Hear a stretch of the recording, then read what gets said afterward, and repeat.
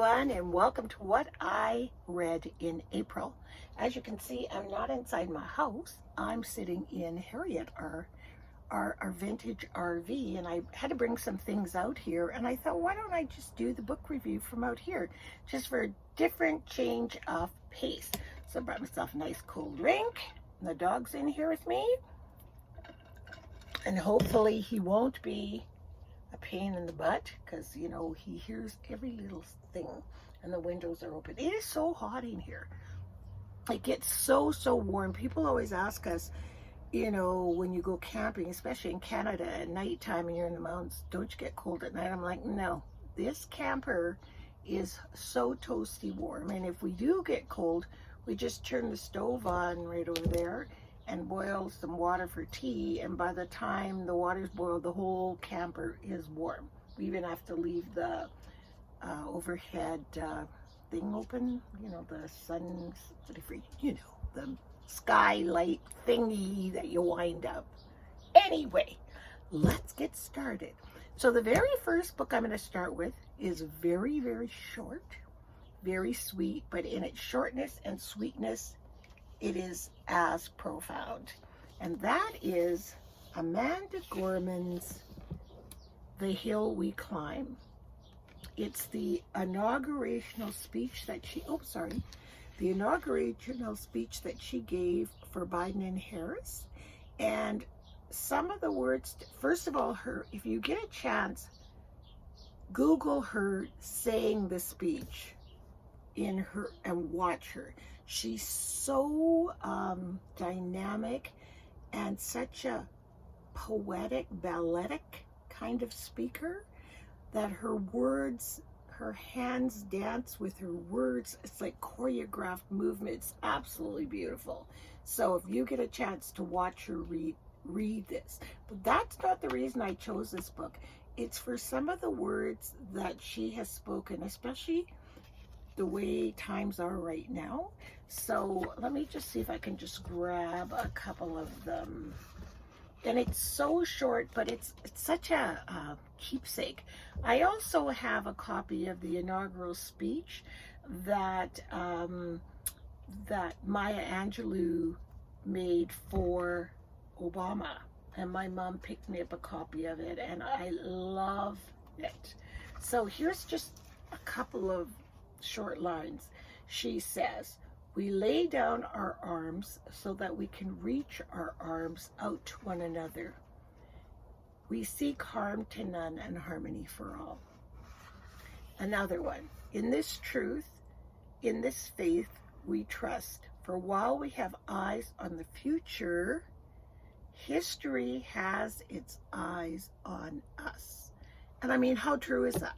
I mean, everything that we do right now with Black Lives Matter, with all the racism, police brutality, all the different things, all the isms that are out there, every one of them right now, we're writing history. And so when your grandchildren or great-great-grandchildren learn about what's happening in history, it's like history has its eyes on us. So what we do is going to matter. I thought a parcel was coming to my house, but not me.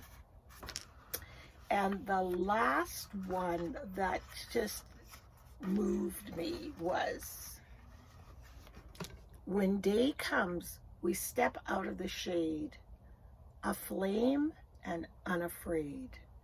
The new dawn blooms as we free it, for there is always light. If only we're brave enough to see it. If only we're brave enough to be it." That right there was like, whoa. So I could read 1,000 poetry books, but this beautiful little tiny bright sunshiny yellow book, and look what she wore. That bright yellow suit with that red headband thing on her head. Beautiful. And there's a foreword written in here by Oprah, which you can read. But such a profound little teeny thing. You know, some things, sometimes little things have the most power in them. So that's why I included this in as an April book choice. I highly recommend it. Wonderful, wonderful gift. And I'm sure I'll have this video up before Mother's Day. This would be a lovely gift. I think it's in all the bookstores right now. So that's my first book. My second book is called Pretty Little Wife by Darby Kane. And this is a sort of a murder mystery-ish. I guess it is. Murder mystery.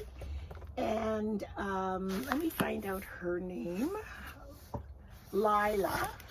It says, Lila Ridgefield lives in an idyllic college town, but not everything is what it seems, and Lila isn't what she seems. A student vanished months ago. Now Lila's husband, Aaron, is also missing. At first, these cases are treated as horrible coincidences until it's discovered that the student is really the third of 3 unexplained disappearances. So it's a small college town, so of course the town is in an uproar. Lila's husband is a bit of a jerk. And I'm not giving anything away because on the back of the book right here, there's a quote from the book.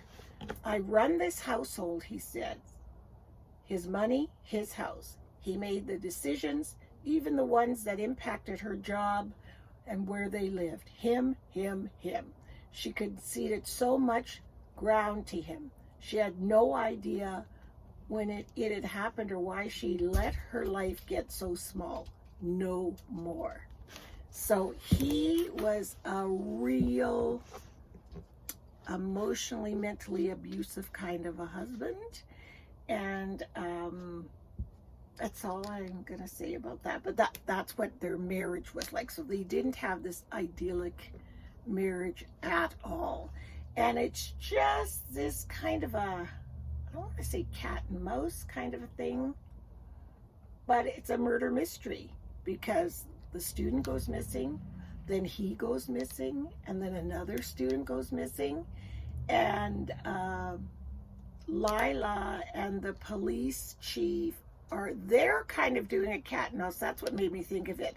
The police chief is a woman, and she is always looking at Lila like, is she the guilty one? But she kind of knows she's not, but she's not sure. Do you know what I mean? It's really good. It's a real page turner. I read it really quickly, even though it is, I think, 400 and some pages. Yeah, 402. If I remember right, it has extremely short, yes, chapters. I love books with really small chapters. Like here's chapter 57, and then look, 3 pages over, that's chapter 58. So it moves. Like, you know, you say, oh, I'll just read this chapter, and then the chapter's over in like 10 minutes. Well, I'll just read one more chapter, and then it's over. It's a really good, easy to read, great kind of a holiday or lazy weekend kind of a book. I enjoyed it. I gave it about 4 stars, and I don't think it's any award winner, but it could be. I mean, it's a good book. I really enjoyed it. My friend, my Instagram friend Brad recommended it, and every time he recommends a book, every one of them are always really good. So I love this one. Now the next book is called Eternal. Now, this book here, oh my God, if I could give this book 10 stars, I would. I have always said, if I learn something by the end of the book, when I close the last page, that I didn't know when I opened the book, right away it's an excellent book, especially if it's something profound. This book takes you through through every emotion you could possibly feel. It is placed in Italy during the 40s, during Hitler's reign. And what I didn't realize was the Nazi invasion in Italy and how it impacted the Italian Jewish community. And it starts off with these three best buddies. One of them is a girl, and her name is Elisabetta. One of them is a boy, Alessandro. Everyone calls him Sandro.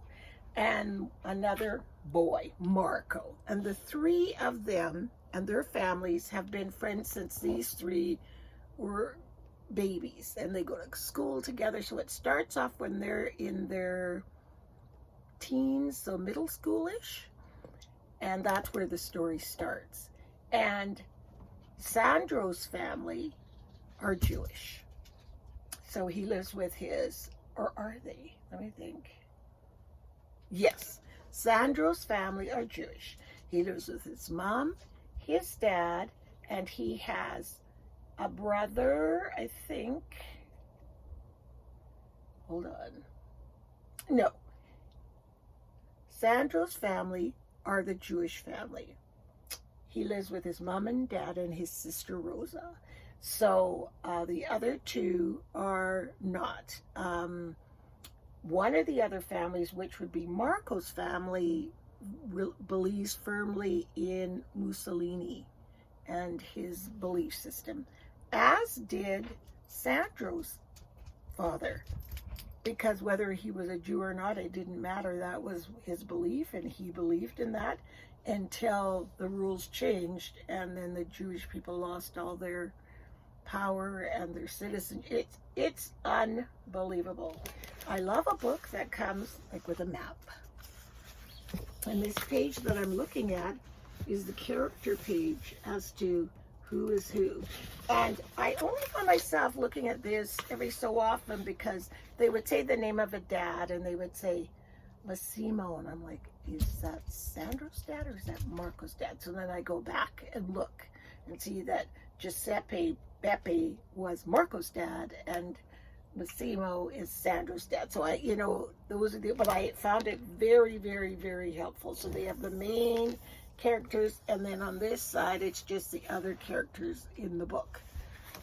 So, oh my God, like epic novel. I would call this an epic novel. The last time I read a book like this was when I read this one, Stones from the River by Ursula Heggie. This was an Oprah Book Club choice when her book club first began, Stones from the River. And to date, this has always been my most favorite book. Except now, they're kind of like this. Stones from the River was a book about the Hitler invasion, funnily enough, but it had its perspective from the German people who their neighbors and friends were Jewish. And they didn't all follow Hitler's belief system just because they lived in Germany. And it also talks about this little girl, or she's not little, she's a little person. Her name is Trudy. And she has achondroplasia, I think. And her struggle within the story and how she's trying to stretch herself to grow and everything. Incredible read. Stones from the River. I didn't read it this April, but it just brought it to mind. They're both fantastic books. And I never realized that I was a lover of historical fiction based on fact books. And that's what both of these are. There are the facts. Some of the characters in this book, I Googled them because I was like, that sounds like that really happened. And it really did happen. So Lisa Scottolini is an excellent researcher because her facts are correct.